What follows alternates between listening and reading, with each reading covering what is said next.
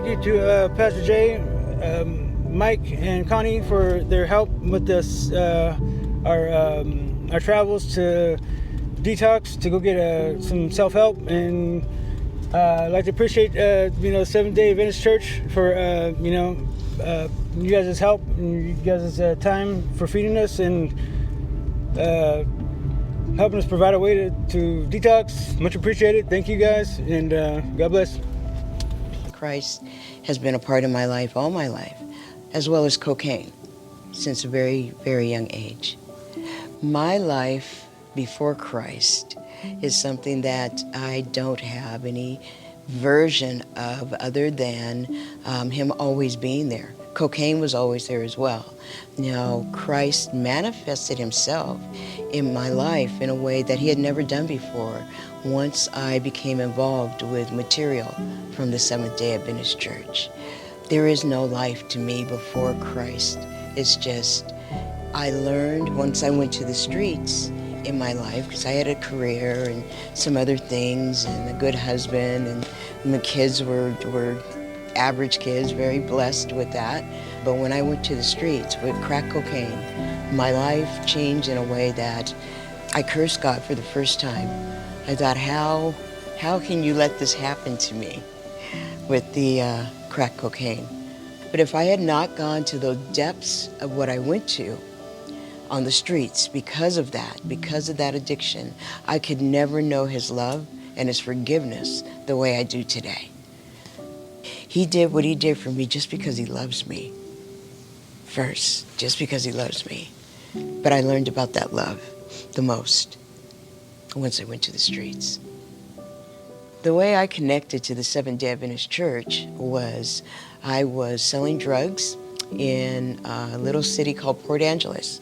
I had just got out of prison, 2 weeks out, August 14th, 2008. I'll never forget that day.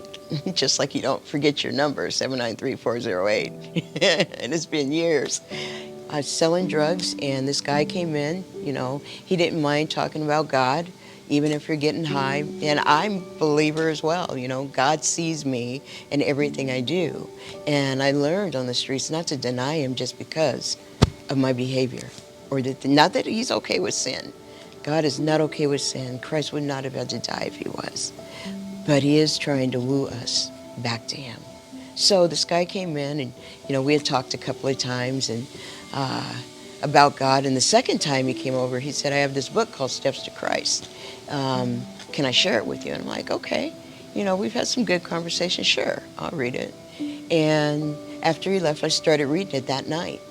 And I'm reading it, and I'm reading it, and I'm feeling the love. I'm seeing how this book coincides with what I've always believed in my life. But he gave me this book, and I'm thinking, cool, because we connected. I started reading it, and after about 4 days or so, approximately, I realized for the first time in my life, I wasn't getting high, which had never happened before. And not only was I not getting high, he had took the desire away from getting high. That still is very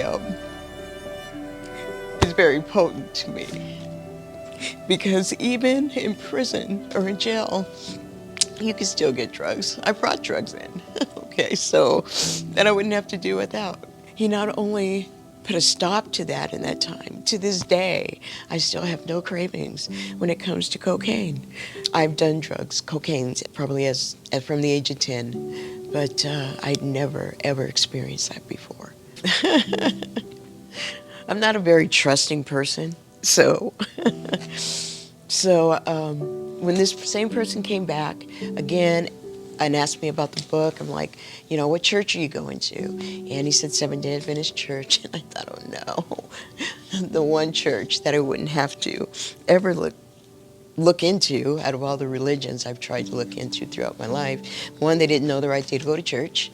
And two, it seemed like there was a whole lot of talk about this Ellen White person all of a sudden with him. And I thought, this is a cult, so many things. Bottom line is, though, that God brought me to that church, and I knew no matter what things are going on, I was in the right church. I've always had a passion for the homeless communities. That's something that, after being on the streets and being homeless for 12 years, I am still involved with the streets. I still go out at night to the streets. And since Pastor Jay has become a part of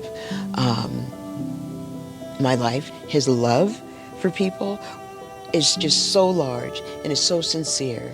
And he's always trying to think of what's the next best thing we can do. I was surprised that the warden wanted me to come back. After talking to her later, getting her permission to go back, because I brought a lot of drugs in there. But she trusted that if I was coming back with a church, then that would be a good example for the other women there to see that I always said I'd be back. I always said I'd be back whenever I left. And to come back in that way and to still have Christ in my life the way I do, and to be able to share that, is the reason why another woman in the facility has been baptized Seventh-day Adventist. She was the first, and it took 2 years to get past actually the Catholic Church in the prison. You could get baptized any religion, I found that, until it was going to be Seventh-day Adventist, and then all kinds of walls came up. But we went through them, and to this day she is still someone very close to me.